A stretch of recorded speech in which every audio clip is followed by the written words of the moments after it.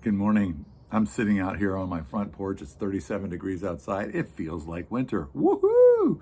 I want to just kind of piggyback on my son's message from yesterday, my son Daniel's message from yesterday about God being enough. As he was speaking, I was kind of running through my head. When I was a teenager, I was thinking that a girl would complete me, that a particular relationship, a romantic relationship, that would be the thing that completes me. And so I was like, I had two states of being as a teenager. I had a state that I had a girlfriend, and a state that I was looking for a girlfriend. And I was a Christian, but I was pretty much just completely committed to this chase of looking for and chasing down significant relationships, and I had this vision, I think, in my mind. I didn't know that it was basically kind of ruling me and ruling every decision that I had, but I was looking for other people to complete me. Daniel talked about this idea yesterday of his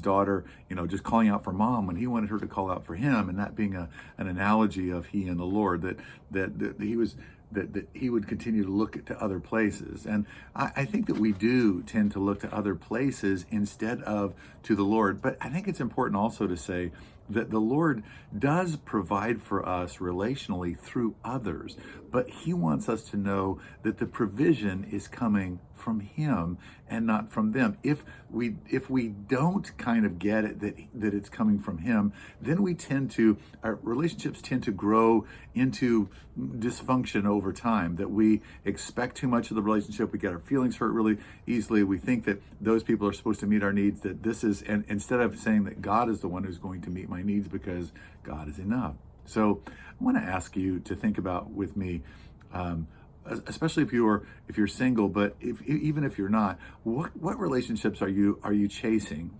that you need to start looking to the Lord to say, Lord, would you provide for me relationships so that my life has balance and my life is satisfying and settled? What are those relationships? I remember years ago, my mom was really lonely. She was a widow, and she and I prayed on the phone, Lord, would you, she's lonely. Would you please provide some relationships? And lo and behold, she was invited into this newcomers club thing that was a bunch of elderly ladies, and she was just vacuumed into this community, and it was beautiful, and it was the Lord, because the Lord was providing for her richly with relationship. That's our reflection for this morning. Thanks so much for joining me. I love you.